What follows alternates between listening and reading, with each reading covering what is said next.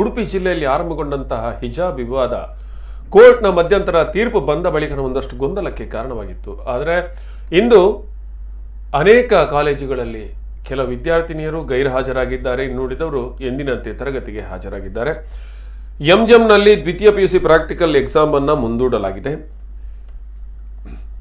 ದ್ವಿತೀಯ PUCಯ chemistry practical ಪರೀಕ್ಷೆ February 7ರಂದು ಎಂಜಂ ಕಾಲೇಜಿನಲ್ಲಿ ಕೇಸರಿ ಹಿಜಾಬ್ ಫೈಟ್ ನಡೆದ ಕಾರಣ ಇಂದು ಆಗಬೇಕಾಗಿದ್ದಂತಹ ಕೆಮಿಸ್ಟ್ರಿ ಪ್ರಾಕ್ಟಿಕಲ್ ಪರೀಕ್ಷೆಯನ್ನು ಮುಂದೂಡಲಾಗಿದೆ. 20ಕ್ಕಿಂತ ಹೆಚ್ಚು ಮುಸ್ಲಿಂ ವಿದ್ಯಾರ್ಥಿನಿಯರುವ ತರಗತಿ ಗೊಂದಲದ ವಾತಾವರಣ ನಿರ್ಮಾಣ ಆಗಬಾರದು ಎನ್ನುವ ಕಾರಣದಿಂದ ಈ ಪರೀಕ್ಷೆಯನ್ನು ರದ್ದುಗೊಳಿಸಲಾಗಿದೆ ಎಂದು ಪ್ರಾಂಶುಪಾಲರು ತಿಳಿಸಿದ್ದಾರೆ.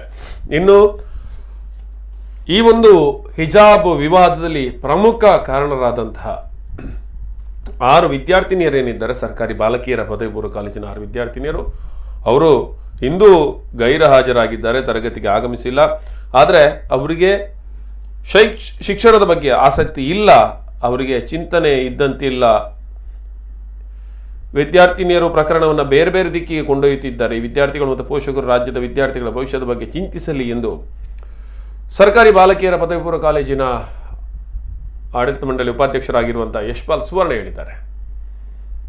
ಕೋರ್ಟಿನ ಮಧ್ಯಂತರ ತೀರ್ಪಿನ ಪ್ರಕಾರ ಕಳೆದ ಸೋಮವಾರ ದಿನ ಹೈಸ್ಕೂಲ್ ಪ್ರಾರಂಭಗೊಂಡಿದೆ. ಯಾವುದೇ ರೀತಿಯ ಸಮಸ್ಯೆ ಗೊಂದಲಗಳಿಲ್ಲದೆ ಯಥಾಸ್ಥಿತಿಯಲ್ಲಿ ಈ ಹಿಂದಿನಂತೆ ಕಾಲೇಜಿನ ಶಾಲೆಯ ವಿದ್ಯಾರ್ಥಿಗಳು ತರಗತಿಯಲ್ಲಿ ಪಾಲ್ಗೊಂಡಿದ್ದಾರೆ. ಅದೇ ರೀತಿ ಇವತ್ತಿನ ದಿನ PU ತರಗತಿ ಕೂಡ ಪ್ರಾರಂಭಗೊಂಡಿದೆ. ಬಹುಶಃ ಶಾಂತಿಯುತವಾಗಿ ಈ ಹಿಂದಿನಂತೆ ಯಥಾಸ್ಥಿತಿಯಲ್ಲಿದ್ದಾರೆ. ಬಹುಶಃ 6 ಜನ ವಿದ್ಯಾರ್ಥಿಗಳು ಇವತ್ತು ಕ್ಲಾಸಿಗೆ ತಮ್ಮ ಹಾಜರಾತಿಯನ್ನು ಹಾಜರಾಗಲಿಲ್ಲ. ಅದರಿಂದಾಗಿ ಯಥಾಸ್ಥಿತಿಯಾಗಿ ಹಿಂದಿನಂತೆ ನಡೀತಾ ಉಂಟು. ಬಹುಶಃ ಕೋರ್ಟಿನ ತೀರ್ಪು ಇವತ್ತು ನಾಳೆ ಬರಲಿಕ್ಕೆ ಉಂಟು. ಬಹುಶಃ ಇವತ್ತು ನಮ್ಮೆಲ್ಲರ ಗಮನಕ್ಕೆ ಬಂದಾಗೆ ಆ ವಿದ್ಯಾರ್ಥಿಗಳು ಆ ವಿಚಾರಗಳನ್ನು ಕೋರ್ಟಿಗೆ ಮಧ್ಯಂತರ ತೀರ್ಪಿನ ನಂತರ ಇಂಪ್ಲೀಡ್ ಅಪ್ಲಿಕೇಶನ್ ಹಾಕಿ UPಯ ಚುನಾವಣೆಯ ಫಲಿತಾಂಶ ತನಕ ಅದನ್ನು ಎಕ್ಸಾಮ್ ಮಾಡಬೇಕಂತ ಅವರು ಬೇಡಿಕೆ ನೀಡಿದ್ದಾರೆ. ಅದರ ಅರ್ಥ ಇವತ್ತು ಇನ್ನು ಉಡುಪಿ ಜಿಲ್ಲೆಯಲ್ಲಿ ಎಲ್ಲ ಕಡೆಯೂ ಪೊಲೀಸ್ ಬಂದೋಬಸ್ತನ್ನು ಏರ್ಪಡಿಸಲಾಗಿದೆ.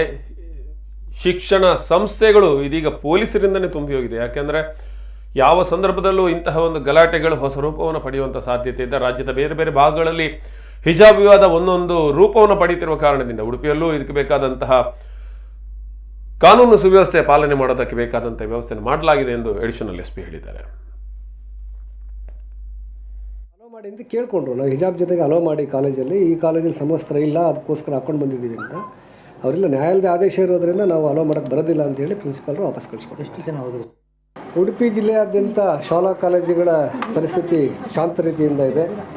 ಕೆಲವು ಶಾಲೆಗಳಲ್ಲಿ ಹಿಜಾಬ್ ಹಾಕ್ಕೊಂಡು ಬಂದಿರೋದನ್ನು ಅವರ ಆಡಳಿತ ಮಂಡಳಿಗಳು ಹಾಕ್ಕೊಂಡು ಬರಬಾರ್ದು, ಹೈಕೋರ್ಟ್ ಆದೇಶ ಪಾಲನೆ ಮಾಡಿ ಅಂತ ಹೇಳಿದ್ದಾರೆ. ಅದಕ್ಕೆ ಕೆಲವರು ವಾಪಸ್ ಹೋಗಿದ್ದಾರೆ. ಕೆಲವರು ಇಷ್ಟ ಇರೋರು ಹಿಜಾಬ್ ತೆಗೆದು ಸ್ಕೂಲ್ ಕಾಲೇಜಿಗೆ ಅಟೆಂಡ್ ಮಾಡ್ತಾ ಇದ್ದಾರೆ. ಇಲ್ಲ, ಇದು ಬಿಗುವಿನ ವಾತಾವರಣ ಏನಲ್ಲ. ಅವರು ಪ್ರಿನ್ಸಿಪಾಲ್ರನ್ನ ಕೇಳಿದರು, ಪ್ರಿನ್ಸಿಪಾಲ್ ಅಲೋ ಮಾಡಲಿಲ್ಲ, ಅದಕ್ಕೆ ವಾಪಸ್ ಹೋದರು.